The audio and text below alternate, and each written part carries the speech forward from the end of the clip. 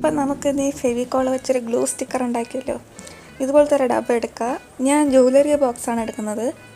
അതിന് മുകളിൽ നമുക്ക് ഇഷ്ടമുള്ളൊരു സിമ്പിളോ എന്താണെന്ന് വെച്ചാൽ വരയ്ക്കാം. ഞാനിപ്പോൾ ഒരു ഹാർട്ടിൻ്റെ സിമ്പിളാണ് വരച്ച് വെച്ചിരിക്കുന്നത്. വാലന്റൈൻസ് ഡേ ഒക്കെ അല്ലേ.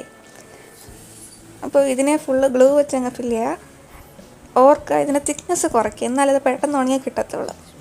മാക്സിമം നിങ്ങളിത് രാത്രി തന്നെ ചെയ്യുക, കാരണം ഓവർനൈറ്റ് ഇത് കാറ്റിൻ്റെ അടിയിലിരിക്കുമ്പോൾ പെട്ടെന്ന് ഉണങ്ങി കിട്ടും.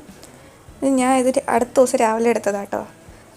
അത് കഴിഞ്ഞ് ഇതിനെ ചുമ്മാ നമുക്ക് പീൽ ചെയ്തെടുക്കാൻ പറ്റും. എന്നിട്ട് അതിനെ ഷേപ്പ് ചെയ്യുക. എന്നിട്ട് ഇതിന് ഞാൻ സ്കെച്ച് പെൻ വെച്ചാൽ കളർ ചെയ്യണം. നിങ്ങൾ വേണമെങ്കിൽ പെയിൻറ്റ് വെച്ചും കളർ ചെയ്യാം.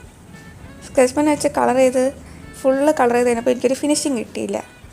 അതുകൊണ്ട് ഞാൻ പിന്നെ അതിനെന്ത് ചെയ്യും, ഫിനിഷിങ് ചെയ്യും എന്ത് ചെയ്യുമെന്ന് വെച്ചാൽ നോക്കിയപ്പോഴാണ് വെള്ളം എടുത്ത് ചുമ്മാ ഒന്ന് തേച്ച് കൊടുത്തത്. അപ്പോൾ ഫുള്ള് സ്പ്രെഡ് ആവുന്നുണ്ട്.